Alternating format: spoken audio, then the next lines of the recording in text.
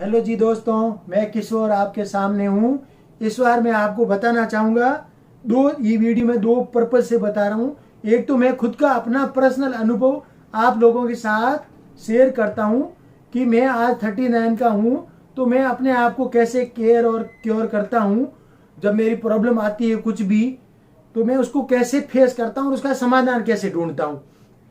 अब चूंकि मैं इस फील्ड में हूँ, तो मुझे भी अपने आप का आपके सामने शेयर करना चाहिए। तो मैं कोशिश करता हूँ कि दवाई से मैं बहुत दूर रहूँ। मैं खुद टैबलेट मेडिसिन से बहुत दूर दूर रहता हूँ और बहुत ज़्यादा कोशिश करता हूँ कि बच के रहूँ। अभी मैं आपको शेयर करना चाहता हूँ मेरे स्कूल के दिनों से। तो एक बार मुझे लास्ट में एक बहुत भयंकर बुखार हुआ था, तो मुझे उस टाइम तो हॉस्पिटल में रहना भी पड़ा 4 घंटे तक, उससे ज़्यादा नहीं रहा। और उस टाइम मुझे इंजेक्शन भी मिले, टैबलेट भी मिले, मैंने खाए। उसके बाद मुझे कोई बड़ी तकलीफ वाला कभी बुखार आया भी नहीं कि मैं कुछ हुआ। हाँ, एक बार आया था तो मैंने इंजेक्शन लिया था और मेरे बाल गिरते थे उस टाइम। तो मैं क्या करता था, तो मैंने एक्यूप्रेशर की बुक पढ़ रखी थी अतर सिंह जी की। उसके अंदर उन्होंने बता रखा था कि बाल गिरते हैं तो उनको रोकना है गिरने से, तो ये करना है, नाखूनों को आपस में ऐसे रगड़ना है। और मैंने भी रगड़ा बिना पूछे और मेरा बाल गिरने उस टाइम रुक गए थे। और उसके बाद मैंने लगभग आदत जैसी डाली, जब भी मुझे याद आता है, मौका मिलता है, कभी भी खड़ा होता हूँ कहीं भी, तो मैं करता रहता था। तो उसके कुछ सालों बाद एक बार और मुझे लगा कि शायद बाल गिर रहे हैं, तो मैंने यही सेम कंटिन्यू किया। तो अब मेरे बाल उतने नहीं गिरते, बहुत माइनर है। अभी देखो गहरे, आई थिंक ठीक ही लग रहे होंगे। तो एक तो मैंने ये किया। और आंखों के लिए मुझे अभी तक चश्मे की जरूरत नहीं पड़ी। हाँ, मैं ज़्यादा शायद पढ़ाकू नहीं था, या मैं मोबाइल कंप्यूटर से इतना नहीं था, ऐसे भी कहने वाले कह सकते हैं। लेकिन कई लोग मेरे दोस्त मित्र थे, उनको तो लग चुका है। तो आंखों के लिए मैं क्या करता था, मैंने वही देख रखा था। मैं राजीव भाई दीक्षित को सुना था, तो उन्होंने बोला था मुंह में सुबह उठ के पानी भरो और फिर आंखों में ये डालो पानी।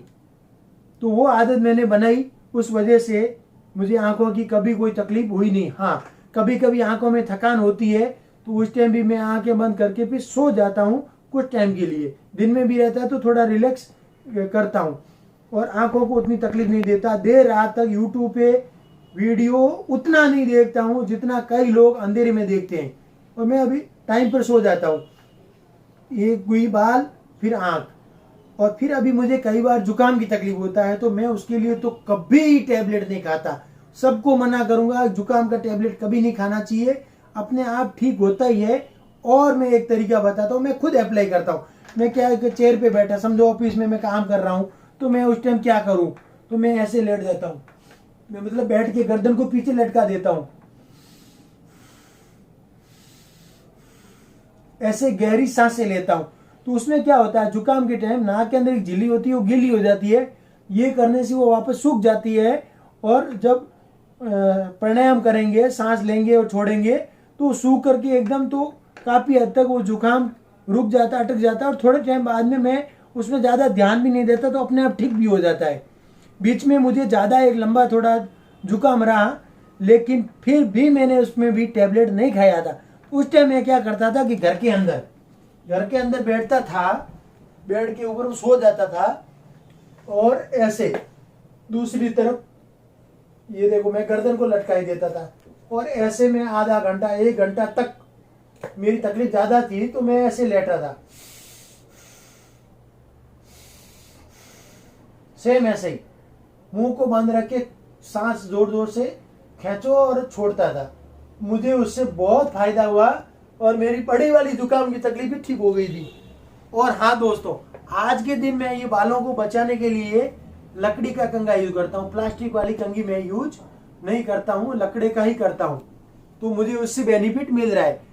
और पेट को ठीक रखना है और पानी भरपूर पीना है और डिटॉक्सिफिकेशन होता रहे। ये आपके सामने जो जग है, ये नॉर्मली जग नहीं है, अंदर से कॉपर है, तांबा, और नीचे यहाँ चुंबक लगा हुआ है। चुंबक नीचे भारी चुंबक लगा हुआ है जो बाइपोलर है, नॉर्थ पोल और साउथ पोल। ये जग दुकान में मिल जाएगा हमारे पास अंधेरी में।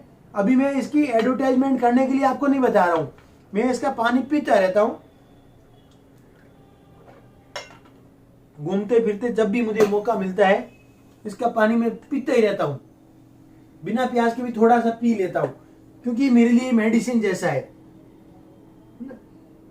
और कभी पेट में अगर तकलीफ होता है, गैस और कब्जी होती है, तो मैं एनिमा जरूर लेता हूं। एनिमा का भी मैंने वीडियो बना के डाला हूं, बिना प्रॉब्लम के भी मैं एनिमा लेता ही हूं, हर एक महीने तो ले ही लेता हूं।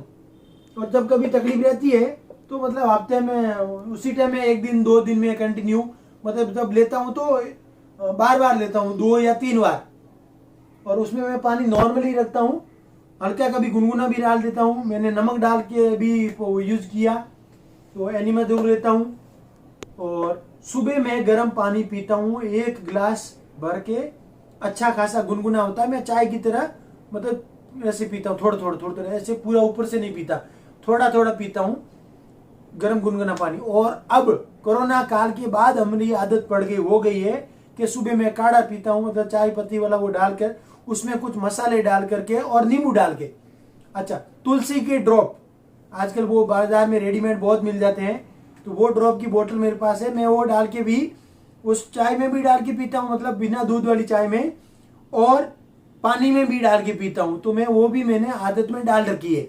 और अब कोरोना के बाद में मैंने मसाले वगैरह रसोई में यूज करने ज़्यादा शुरू किए, पहले भी करते थे, बहुत ज़रूरी है, इसीलिए हम भारतीय हेल्दी हैं और स्वस्थ रहने के लिए ये सब उम्मीद करता हूँ मैंने कोशिश किया आपको अपना अनुभव करने का।